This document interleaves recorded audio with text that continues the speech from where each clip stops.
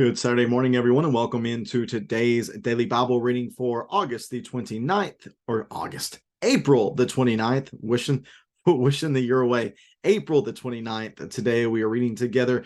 Calling an audible today, so I apologize if you might have already read or might be sticklers for sticking to a schedule. I apologize. I'm calling an audible. As I was looking through and prepping for these next few chapters, I recognize that chapter 25 or chapter 26 is in the middle of two shorter chapters. And really, chapter 26 goes much better with chapter 27 than it does with chapter 25. So we're going to do chapter 25 today.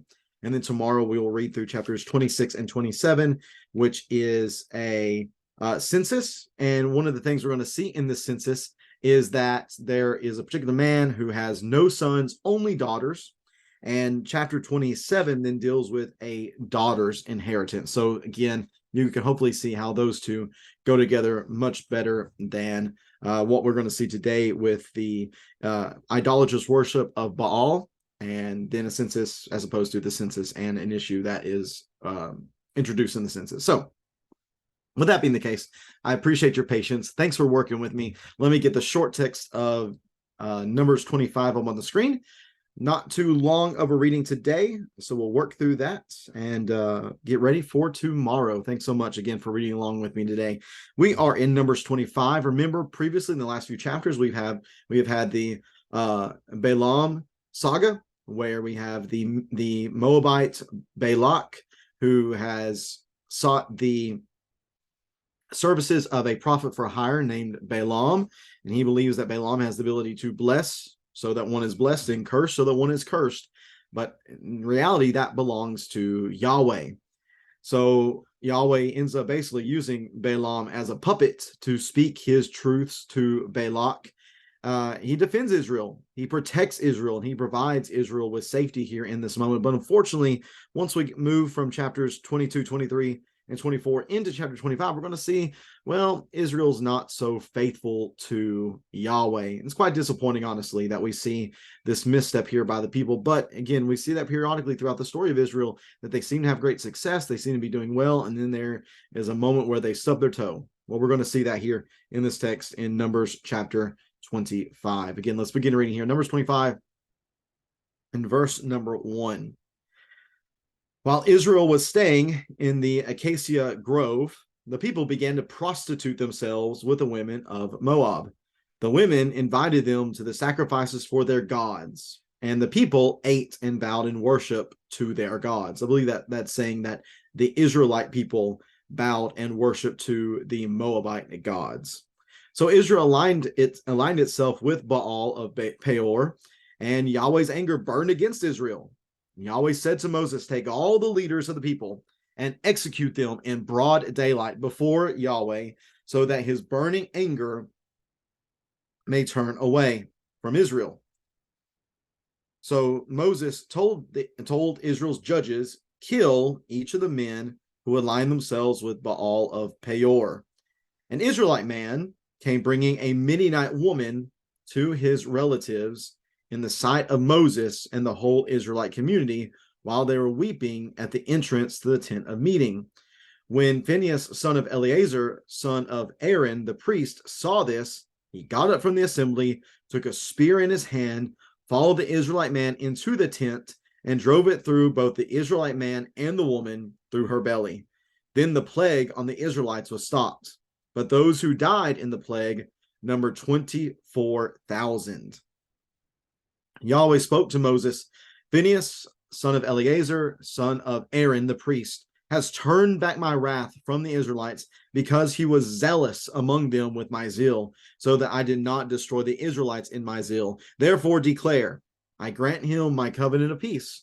It will be a covenant of perpetual priesthood for him and his future descendants, because he was zealous for his God and made atonement for the Israelites. The name of the slain Israelite man who was struck dead with the Midianite woman was Zimri, son of Salu, the leader of a Simeonite family. The name of the slain Midianite woman was Cosbi, the daughter of Zur, a tribal head of a family in Midian. Yahweh told Moses, attack the Midianites and strike them dead, For they attacked you with the treachery that they used against you in the Peor incident. They did the same in the case involving their sister Cosbi, daughter of the Midianite leader, who was killed the day the plague came to Peor.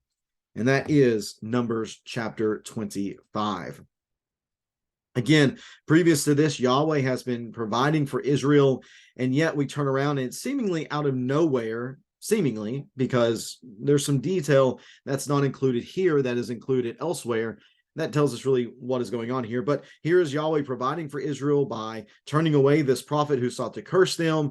And yet here is Israel turning around and, in a sense, repaying Yahweh with infidelity, with the breaking of really the first two great commands of the Ten Commandments they had in doing this, in bowing themselves down to this god Baal of Peor. They were breaking the first commandments, and there were also idolatry that would have been involved with this as well. So breaking two commandments too, or the second commandment as well. So all this put together is just a gross, not even just misstep, but this is a gross sin. This is a grave transgression that has been made by the people toward their God, again, who has just cared for them. Now, I said there's some detail that's not included within this text, but if you go to chapter 31 of here in Numbers, in fact, a lot of what is talked about in that entire chapter deals with issues with the Midianites. But there we're given the detail, specifically in verse number 16, I believe it is, that it is Balaam that incited the Moabite women to go and to cause the Israelite men to sin against them. So Balaam, he couldn't curse them himself, so he caused them to curse themselves by going after these pagan women, and not just prostituting themselves physically with them, but also committing this grave spiritual prostitution in going after the god Baal. Now, the god of Baal was a fertility god, so with that, there would have been sexual activity that would have been involved with worship to this god as well. Well, obviously, not surprising to anyone who's been reading any of the Bible story, Yahweh is very upset, and he tells Moses to take all the, notice, let's look at this specifically, take all the leaders of the people and execute them in broad daylight before Yahweh, so that his burning anger may turn away from Israel. So take all the leaders and execute them. Or there are some other translations. They could also be translated impel or hang or expose. Whatever the exact method is, these people were to be put to death. So the question is, are the leaders to be punished here because they were negligent in allowing the people to be involved in this, or were they the ones perpetrating this themselves? Well, if we go into verse number 5, so Moses told Israel's judges, kill each of the men who align themselves with Baal of Peor. So is that exactly what Yahweh said, though? Yahweh said specifically to kill all the leaders, but then here Moses says, kill each of the men who align themselves with Baal of Peor. Did Moses really obey the command of Yahweh? I'm not really sure. I guess it depends on whether or not the leaders were negligent and they were the one, or if they were the ones that were actually perpetrating this. If they were the ones actually perpetrating this, then it makes sense what Moses did. If they were just negligent and Moses instead said to go after the ones who carried it out, then he isn't doing what Yahweh said. So that's just very interesting. That's something that just seems to be a little unclear as to what exactly is taking place. And maybe the evidence for Moses not exactly carrying out everything as Yahweh said for it to be carried out is seen beginning of verse number 6, where an Israelite man who we end up finding out is the son of a leader, Salu. The son's name is Zimri. He is the son of Zalu, who is a leader of the Simeonite family. He goes and gets a pagan woman, this time a Midianite woman, who is of the people of Balaam. So that's an interesting connection as well. He goes and gets her, takes her straight into the tent, and seems to engage in sexual activity with her. And I think we can assume that because what we have here is that the language here is very interesting, that he did this in the sight of Moses and the whole Israelite community while they were weeping at the entrance to the tent of meeting. So they're weeping over this incident concerning the women of Moab. And yet here goes another man who goes against a different pagan woman and just goes and very defiantly, very defiantly takes this pagan woman for himself. Well, there's one person who has just had enough and jumps up to action. That's Phinehas, who is the son of Eleazar, the high priest at this point. So he's the grandson of Aaron, the high priest. He gets up, he grabs the spear, he goes in to the tent, and he runs them both through.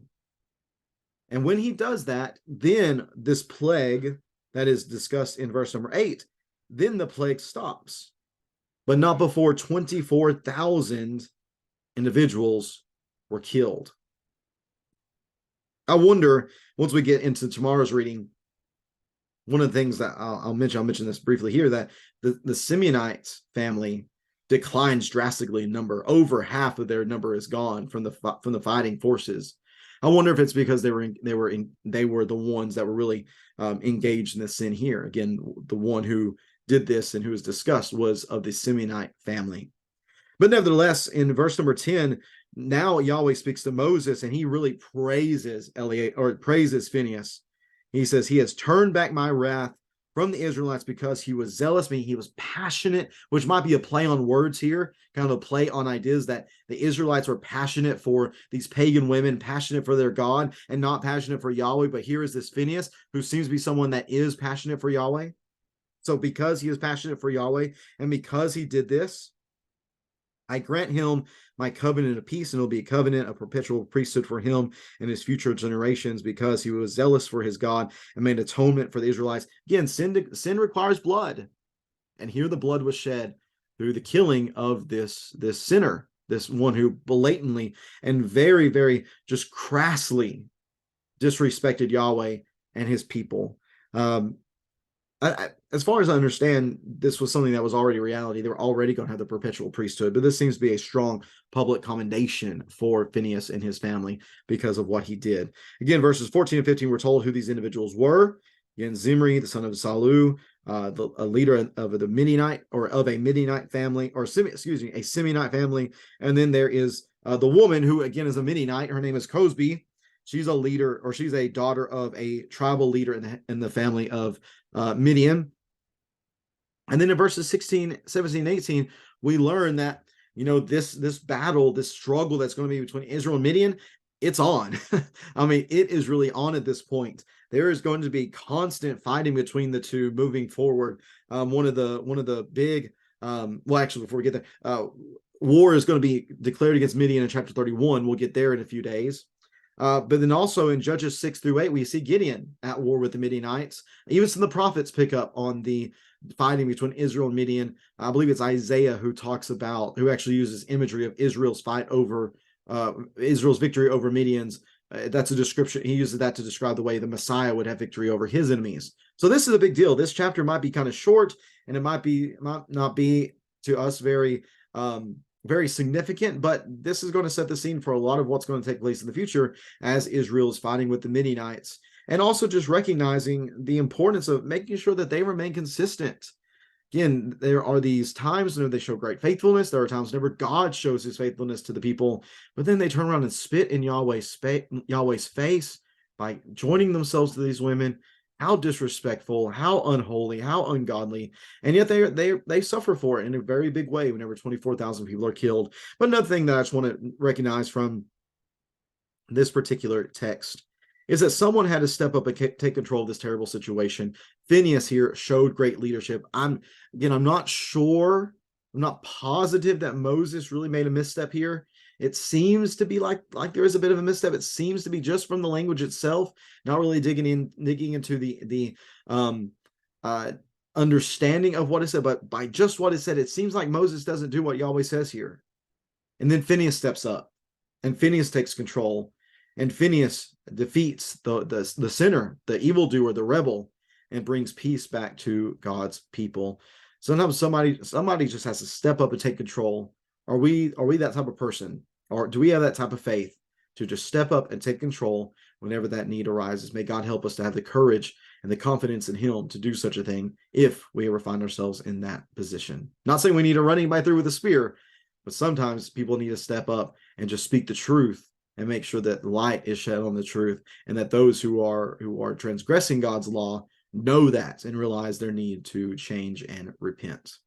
I appreciate so much you joining me for this reading on this Saturday. I hope you'll tune in tomorrow again as we read together in Numbers chapter 26 and 27. Again, we're going to look at a census. So if you want to come back and listen to me, try to pronounce these names, get a little entertainment, a little chuckle out of that, you're more than welcome to. Hope that you will. And then we'll talk about chapter 27, which is a case of the daughter's inheritance there as well. And then also in chapter 27 at the end, we're going to see where Joshua is commissioned to be the one who is going to succeed Moses once Moses passes at the end of Deuteronomy.